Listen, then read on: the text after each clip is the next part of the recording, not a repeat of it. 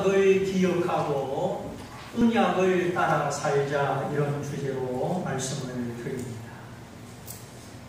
좋은 사람을 만나서 좋은 계약을 이루었다. 복입니까? 아닙니까? 복이죠.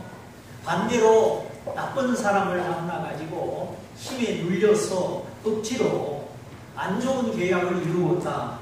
참 이건 힘들고 어려운 일입니다. 사람과 사람이 맺은 언약은 종종 어그러지고 변질되고 원치 않는 곳으로 흘러갑니다. 야곱의 외삼촌 라반도 임금 계약을 맺었는데 무려 10번씩이나 변경을 합니다. 말이 계약이지 수시로 약속을 바꾸는 것이죠. 그 이유는 조카의 노동력, 야곱의 노동력을 이용해서 자기 배를 불리려는 인간의 욕심이죠.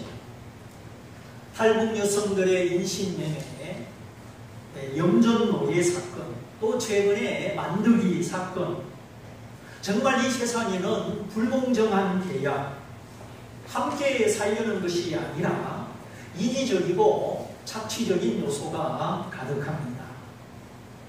그래서 우리에게는 사랑이 필요하고 하나님의 은혜와 부요가 필요한 것입니다. 먹어봐야 맛을 안다고 사랑도 받은 사람이 할 수가 있습니다. 주는 것도 마찬가지. 이만하면 넉넉하다. 자기 마음에 부요함이 있어야만이 남에게 줄 수가 있는 것입니다. 그러나 욕심이 가득한 부자들은 줄 수가 없습니다. 만족함을 모르기 때문이죠. 내가 웬만큼 살아도 만족하면 주머니가 열립니다. 그러나 100억, 1000억 부자라도 만족함이 아니라 욕심에 이끌리면 주머니가 닫히는 것입니다. 워렌 버핏이나 빌 게이츠 같은 사람은 수시로 사회적 기부를 합니다. 이번에도 빌 게이츠는 아프리카의 문화를 위해서 8,000억을 기부를 했습니다. 얼마를 기부했다고요? 8,000억을. 그 마음에 하나님의 만족과 하나님의 은혜를 아는 감사가 있기 때문입니다. 우리의 마음이 하나님을 믿고 하나님과 연결되면 그때부터 부자가 됩니다.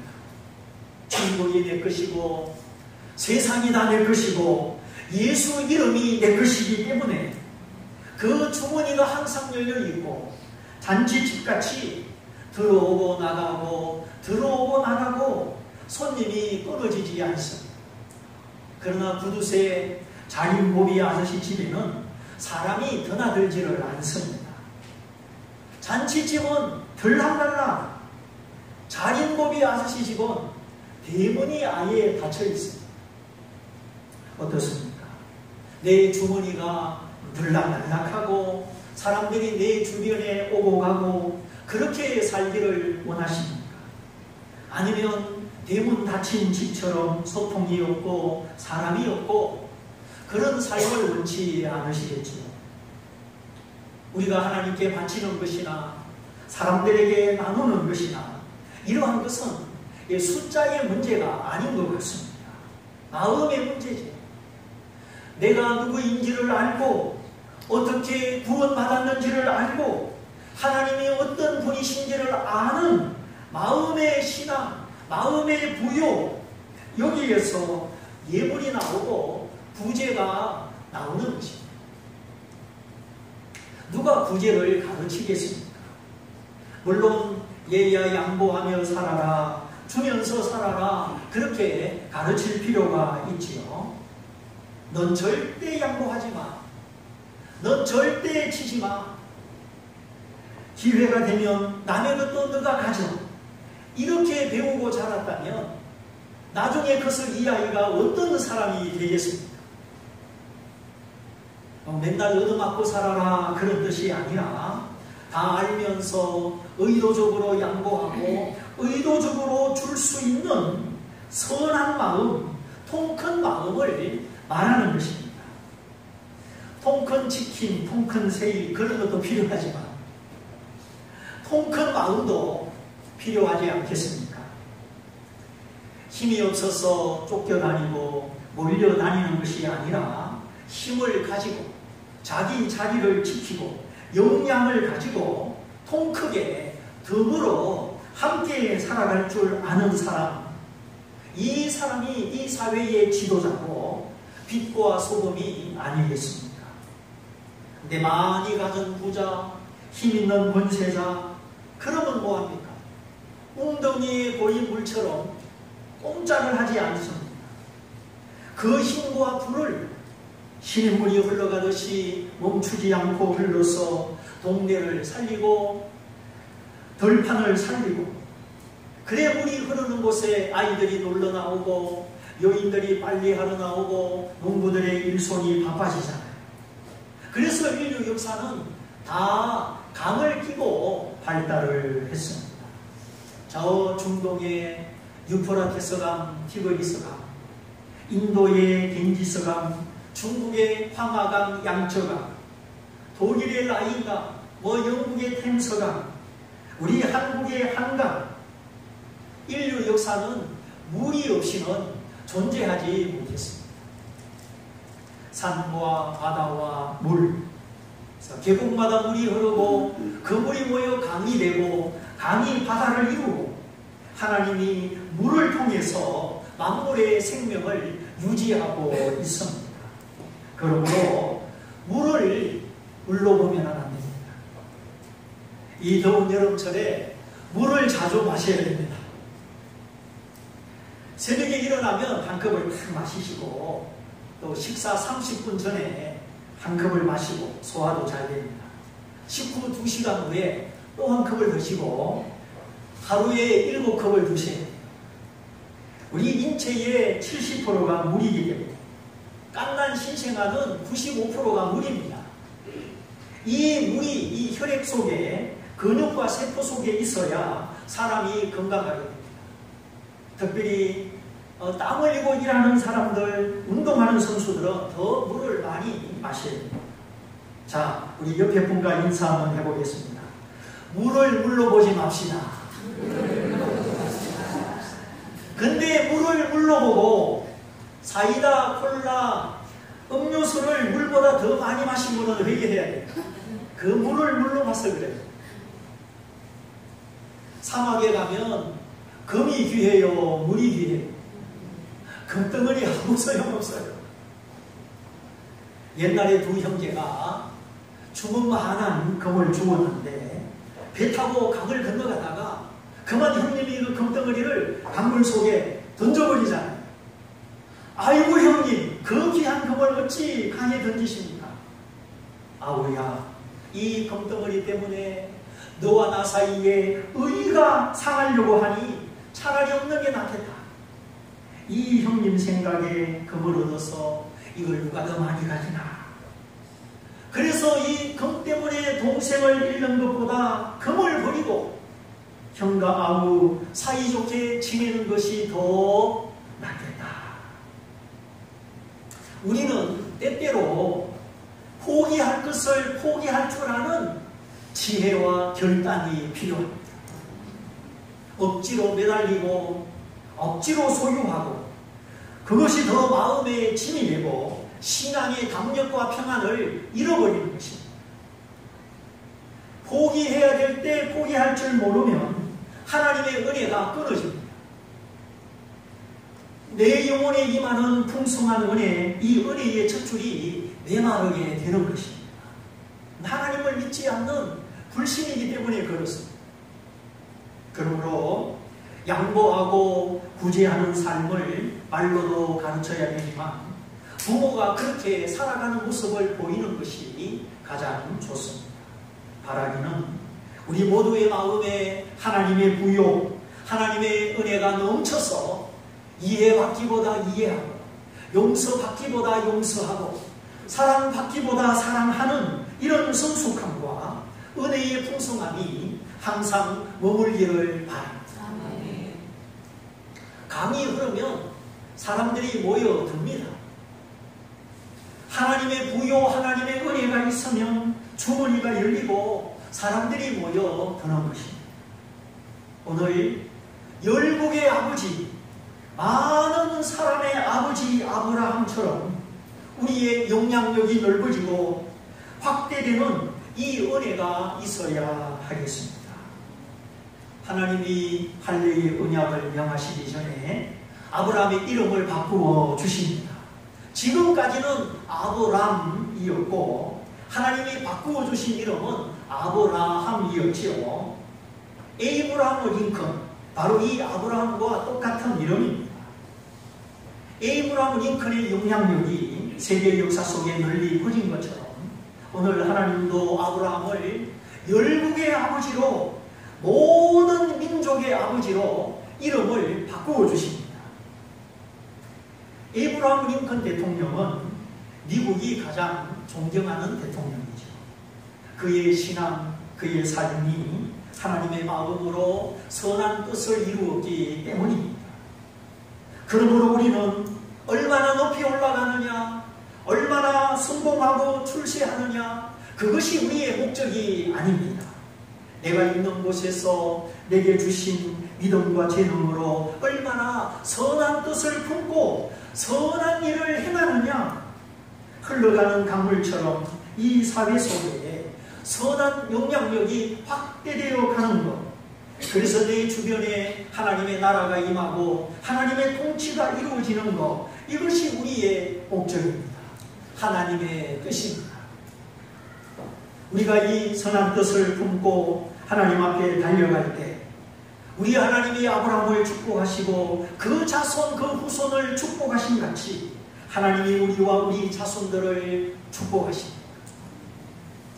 오늘 읽은 성경에 후손이라는 단어가 6번 나오고 할례, 양피를 댄다는 단어가 10번 나오고 그리고 언약이라는 단어가 12번 나옵니다.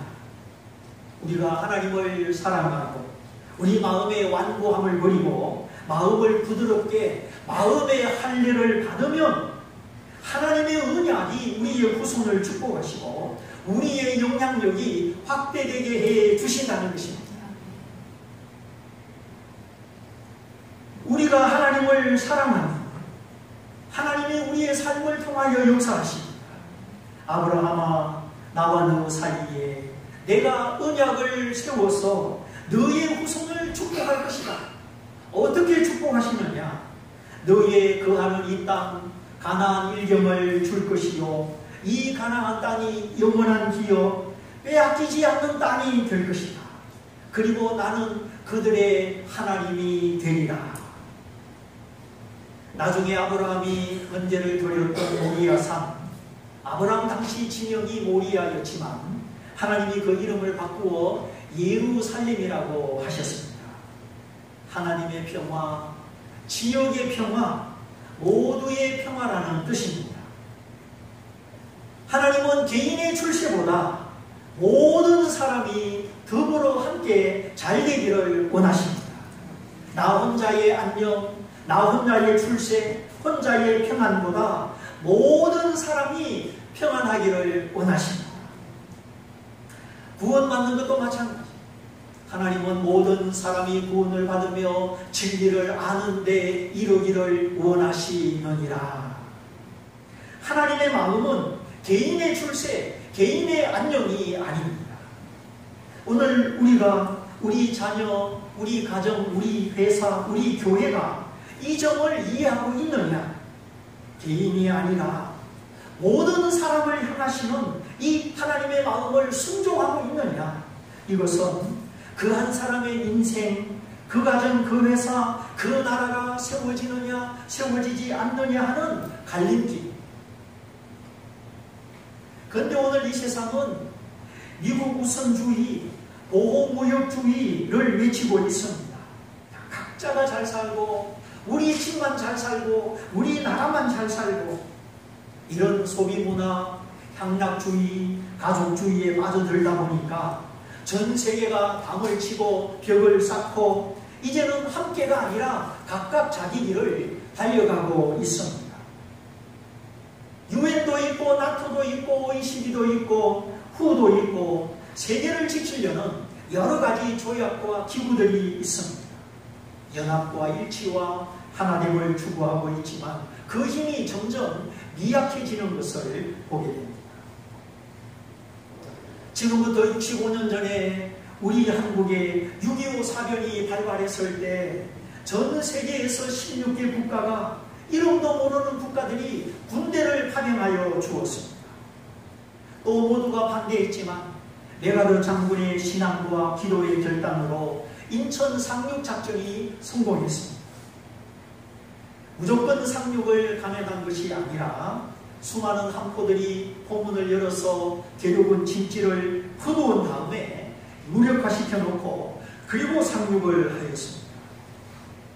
무엇 때문에 미군 병사가 4만 명이 죽고 수많은 사상자가 나왔습니다. 6.25 때 미군의 젊은이들이 이 땅에서 4만 명이 죽었습니다.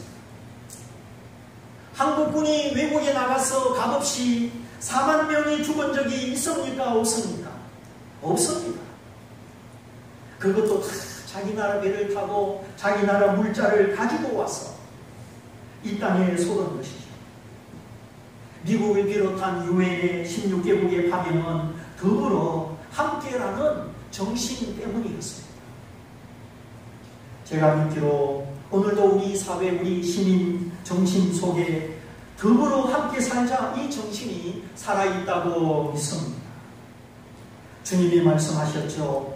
높아지고자 하면 낮아질 것이요 낮아지고자 하면 높아질 것이다. 살고자 하면 죽게 될 것이요 주를 위하여 죽고자 하면 살게 될 것이다. 근데 우리는 어떻게 살고 있으며 어떻게 가르치고 있습니까? 제가 기억하기로 15년 전에 교장 선생님하고 초등학교 학생이 학교 운동장을 걸어가다가 쓰레기를 발견하고 교장 선생님 여기 쓰레기가 있어요. 눈은 밝아서 보는데 교장 선생님 보고 주우라는 겁니다. 지가 봤으면 지가 주워야지. 지 친구들이 흘렸으니까.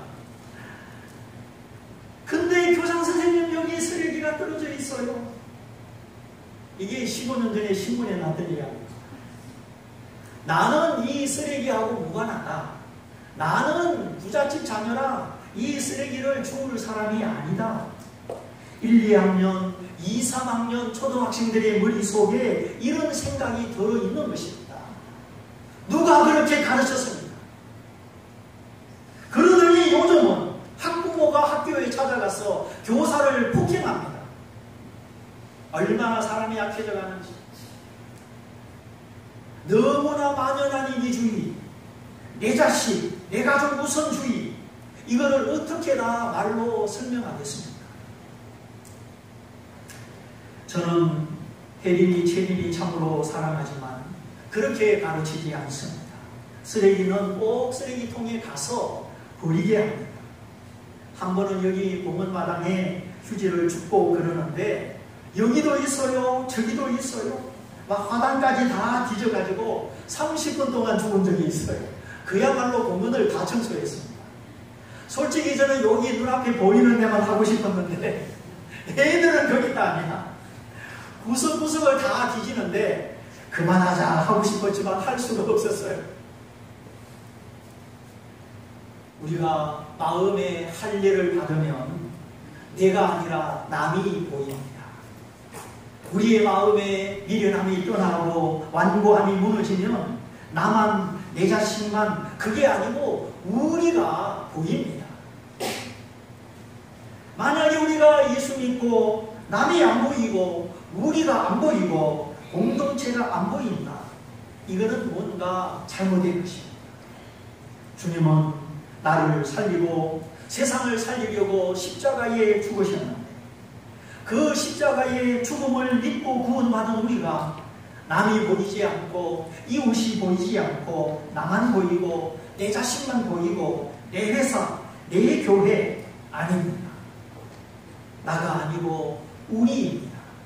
그래서 기도할 때도 하늘에 계신 우리 아버지여 아버지, 하늘에 계신 우리 아버지께 기도하라는 것입니다. 그러므로 하나님을 만나고 하나님께 응답받고 하나님과 늘 교통하기 원하는 성도는 우리 아버지에 대한 이 감각이 있어야 합니다. 언제나 내 문제, 내 고민, 내 기도, 그것이 아니라 우리의 문제, 우리의 고민, 우리의 기도, 이렇게 돼야 되는 것입니다. 오늘 하나님이 이 아브라함의 이름을 바꿔주신 이유도 여기 있습니다. 아브라함이라는 말의 뜻은 존경받는 아버지, 높임받는 아버지, 그런 뜻입니다. 그런데 하나님이 그 이름을 또다시 바꿔주십니다. 아니, 존경받았으면 됐지, 높임받은 아버지이면 됐지, 그 좋은 이름에 만족하지 못하시고 왜 바꿔주셨느냐? 여기에 깊은 뜻이 있습니다.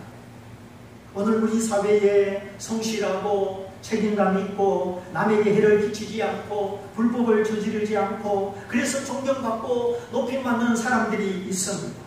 이렇게만 해도 훌륭한 것이요, 좋은 모습입니다. 그런데 하나님 아버지의 마음은 거기가 아닙니다. 예수의 피로 구속받은 하늘에 속한 하나님의 자녀는 거기까지가 아닙니다. 하나님은 아브라함이 그저 자기 가족들에게만 개인적으로 존경받는 것 이상 열국의 아버지가 되고 모든 사람에게 존경받는 아버지가 되기를 원하셨던 것입니다.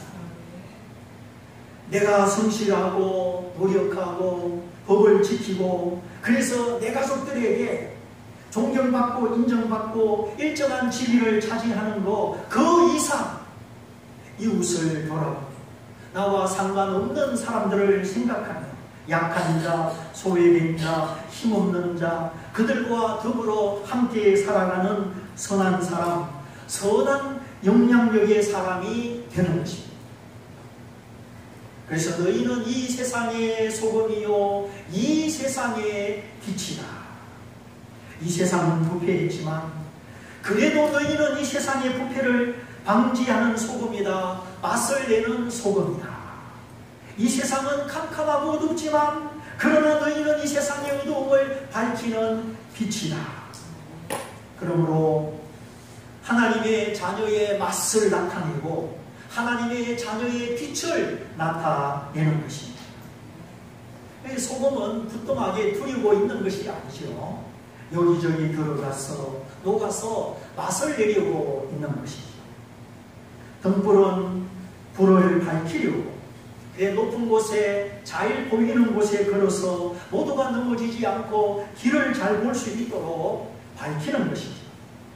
그래서 등불은 말 아래 두지 마라, 대박 아래 두지 말고 등경 위에 걸어놓는다 하였습니다. 그러면서 너희의 착한 행실을 보고 모든 사람으로 하나님께 영광을 돌리게 하여라. 우리가 빛과 소금으로 착한 행실을 나타낼 때 모든 사람들이 하나님이 살아계신다 하고 하나님께 영광을 돌리는 것입니다.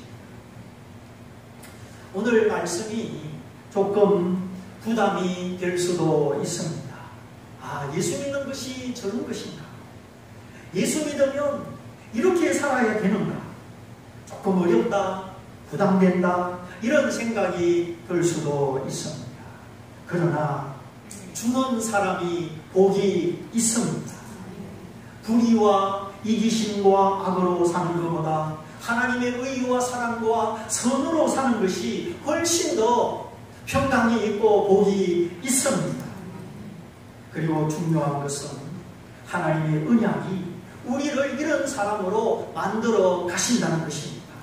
하나님의 열심, 하나님의 능력, 하나님의 모든 은혜가 우리를 깨우치시고 우리를 겸손하게 하고 지혜로운 사람 되게 하십니다. 하나님의 자녀는 하나님이 그냥 두지 않습니다. 간섭하시고 징계하시고 훈련하시고 우리를 영광의 도구로 만들어 가십니다. 무엇보다 주님의 십자가가 나를 향한 사랑이요 하나님의 사랑임을 알게 하셔서 이제 우리의 모든 삶의 동기가 사랑으로 이루어지게 하십니다. 내가 잘못한 것이 없어도 내가 사랑으로 행치 못하였으며 그것도 하나님이 깨닫게 해 주십니다. 내가 남편 사랑하고 아내 사랑하고 자식 사랑하니 아깝지 않고 모든 것을 쏟아붓는 것처럼 하나님이 나를 그렇게 만들어 가십니다. 이것이 하나님의 언약이요 절대 취소되지 않는 하나님의 약속입니다. 우리가 실패해도 우리가 실수해도 우리를 향한 이 하나님의 언약은 취소되지 않습니다. 이 세상은 냉정하고 오래 참아주지 않습니다. 그러나 하나님은 그런 분이 아니십니다. 하나님이 아브라함에게 말씀하셨죠. 그러나 아브라함은 그 말씀을 잃어버리고 여종 하갈을 취하여 하나님을 불신하고 불신의 행위를 통해서 불신의 열매를 맺었습니다. 그 결과 이스마엘을 낳았을 때 86세였는데 그때부터 99세가 될 때까지 13년 동안 하나님과 아브라함 사이에 소통과 교감은 끊어지고 무려 13년이 지난 다음에 다시 하나님이 아브라함에게 나타나셨습니다. 자식 없는 아브라함이 이스마엘을 낳고 보니 이스마엘이 너무 이쁘다고 그저 이스마엘만 쳐다보는 겁니다. 그 불신의 열매에 아브라함의 마음을 빼앗기고 아브라함이 빠져있을 동안 내가 무언가에 집착하고 애착하는 거기에 빠져있을 동안 하나님과 아브라함 사이는 소원해지고 진정한 만남과 관계는 이루어지지 않았던 것입니다. 몇 년 동안? 13년 동안. 그래서 이 13년 동안에 아브라함이 무엇을 했는지 성경이 하나도 기록하지 않고 있는 겁니다. 그러나 아브라함이 그렇게 믿음이 부족하여 실수했다고 하나님이 아브라함을 버린 것이 아니었습니다. 다시 찾아오셨어. 나를 포기하지 않고 또 찾아오셨어. 아브라함아, 내가 나와 너 사이에 언약을 세웠다. 이 언약을 허물 자가 없으니 굳게 세워진 이 언약을 붙잡고 너와 너의 모든 후손이 할례를 받아라. 이제는 마음의 미련함을 버리고 마음의 완악함을 버리고 하나님 앞에 온유함으로 순종해라. 포기할 것이 있느냐 포기해라. 양보할 것이 있느냐 양보해라. 줄 것이 있느냐 주어라.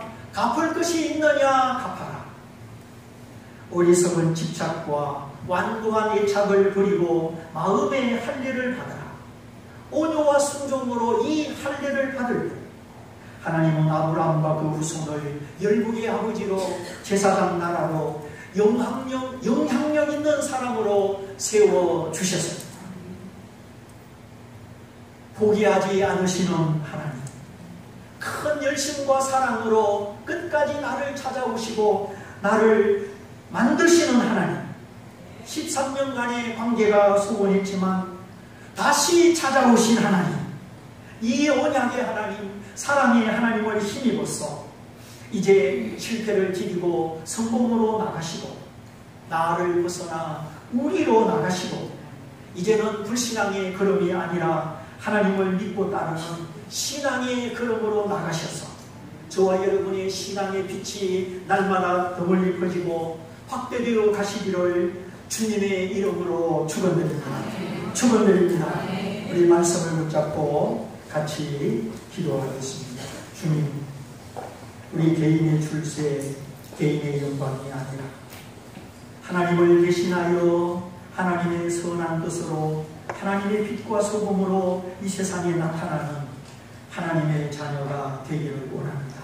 우리 말씀을 붙잡고 다 같이 기도하겠습니다. 할렐루야.